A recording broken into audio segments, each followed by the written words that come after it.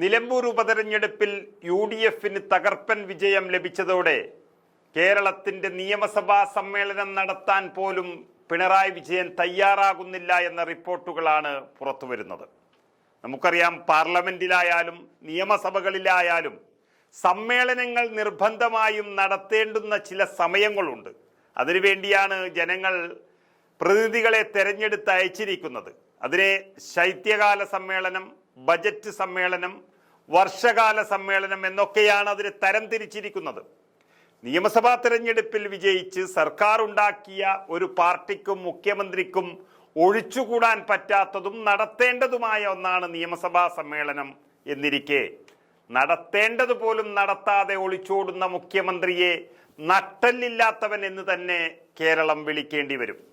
ആ പേരും സമ്പാദിക്കാൻ പോവുകയാണ് പിണറായി വിജയൻ.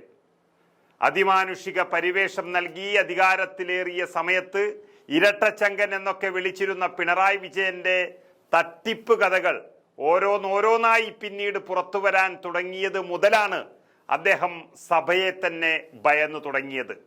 പ്രതിപക്ഷത്തിന്റെ തീപാറുന്ന ചോദ്യങ്ങൾക്ക് മുമ്പിൽ അദ്ദേഹം പതറുന്ന നിമിഷങ്ങളാണ് ഇപ്പോൾ അവസാനം കണ്ടുകൊണ്ടിരിക്കുന്നത്.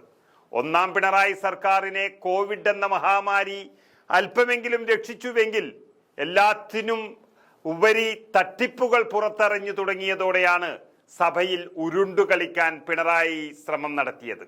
ആദ്യമൊക്കെ തൻ്റെ കൈ ശുദ്ധമാണെന്നും മടിയിൽ ഖനമില്ലാത്തവന് വഴിയിൽ ഭയമില്ല എന്നുമൊക്കെയുള്ള പഴഞ്ചൊല്ലുകൾ പറഞ്ഞുകൊണ്ട് രക്ഷപ്പെട്ടുവെങ്കിലും വീണ്ടും കാലാവധി കഴിയാറായതോടെ അഴിമതിയുടെയും തട്ടിപ്പുകളുടെയും പടുകുഴിയിലാണ് പിണറായി വിജയൻ നിൽക്കുന്നത്.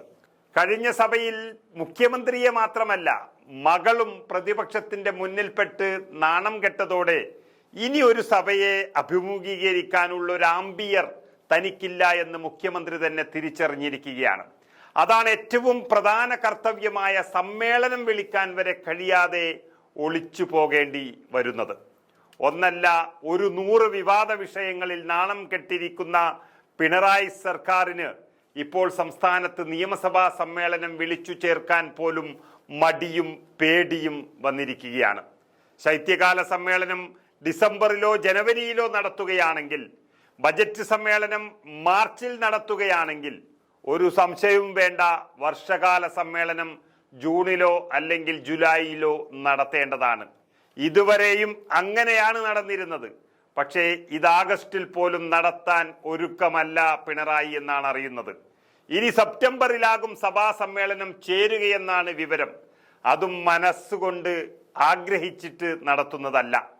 2 സമ്മേളനങ്ങൾക്കിടയിൽ പിണറായി സർക്കാരിന്റെ കാലത്തെ ഏറ്റവും നീണ്ട ഇടവേളയാണ് വരുന്നത്.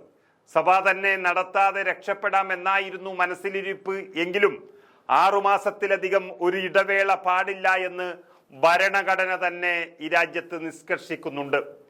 13ാം സമ്മേളനം അവസാനിച്ചത് മാർച്ച് 25-നാണ് എന്നിരിക്കെ ആ നിലയ്ക്ക് 14ാം സമ്മേളനത്തിനായി സെപ്റ്റംബർ 25 വരെയെങ്കിലും തട്ടിമൂട്ടി പോകാം എന്നൊരു ആനുകൂല്യത്തിൽ കടിച്ചു തൂങ്ങുകയാണ് ഇപ്പോൾ ഇടത് ഗവൺമെന്റ്.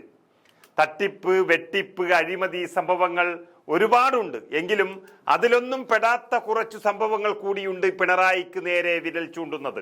ആരോഗ്യ, ഉന്നത വിദ്യാഭ്യാസ മേഖലകളിലെ പ്രതിസന്ധികൾ, കോട്ടയം മെഡിക്കൽ കോളേജിലെ അപകടമരണം, ദേശീയപാത തകർന്ന് തരിപ്പണമായത്, കീമിലെ താളപ്പിഴ, കേരള സർവകലാശാലയിലെ ഭരണ പ്രതിസന്ധി, നിപ്പ മരണങ്ങൾ എന്നിങ്ങനെ അനവധി വിഷയങ്ങൾ സജീവ ചർച്ചയായ കാലയളവാണ് കടന്നുപോയത്. അതാണ് ഇനി വലിയൊരു യുദ്ധമായി സഭയിൽ മാറാൻ പോകേണ്ടിയിരുന്നത്. അതിനപ്പുറം ആശാസമരമുണ്ട്. 5 മാസം പിന്നിട്ട് കഴിഞ്ഞു.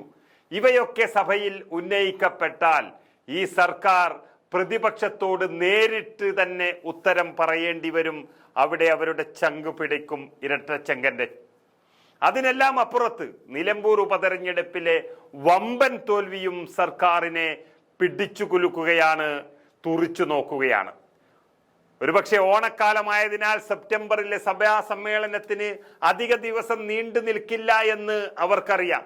അതോടൊപ്പം തന്നെ തദ്ദേശ തെരഞ്ഞെടുപ്പ് പ്രഖ്യാപിക്കാനിരിക്കുന്ന ഒരു സാഹചര്യമുള്ളതുകൊണ്ടും സമ്മേളന ദിവസങ്ങളുടെ എണ്ണം വെട്ടിച്ചുരുക്കി രക്ഷപ്പെടാമെന്നൊരു മനസ്സിലിരിപ്പും പിണറായി വിജയനുണ്ട് എന്നാണ് അറിയുന്നത്.